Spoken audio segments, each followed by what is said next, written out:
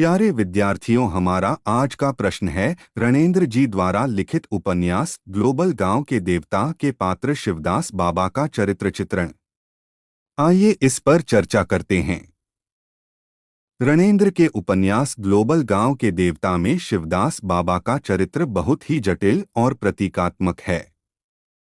वे उपन्यास के उन पात्रों में से हैं जो सत्ता, राजनीति और धर्म के उस गठजोड़ को दर्शाते हैं जो आदिवासी इलाकों में सांस्कृतिक घुसपैठ का काम करते हैं।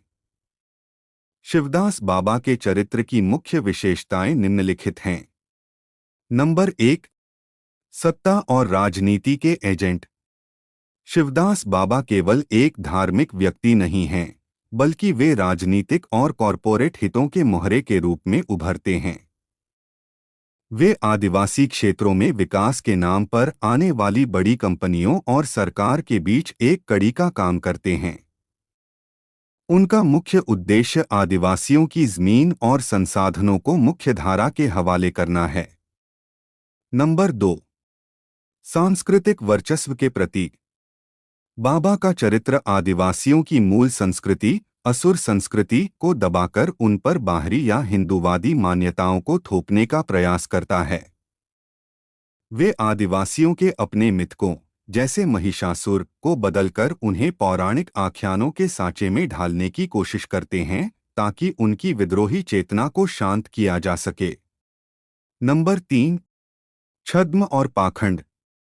उनके व्यक्तित्व में एक गहरा पाखंड है।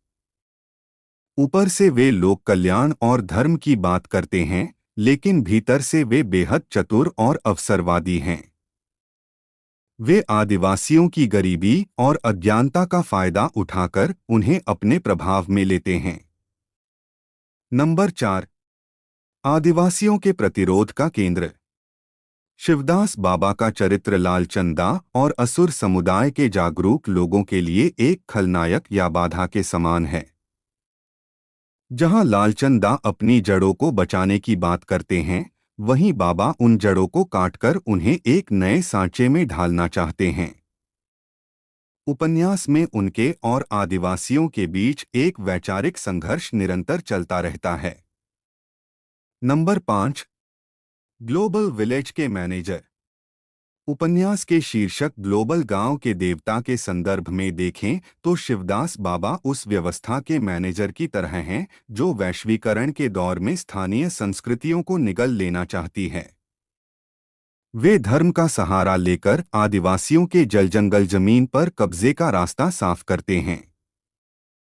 निष्कर्ष रूप में हम कह सकते हैं कि शिवदास बाबा का चरित्र यह दिखाता है कि कैसे धर्म और संस्कृति का उपयोग विस्थापन और शोषण के औजार के रूप में किया जा सकता है। वे इस उपन्यास के सबसे सशक्त प्रतिनायक हैं, जो यह याद दिलाते हैं कि आदिवासियों की लड़ाई केवल बाहर से नहीं, बल्कि भीतर घुसपैठ कर रही विचारधाराओं से भी है। धन्यवाद।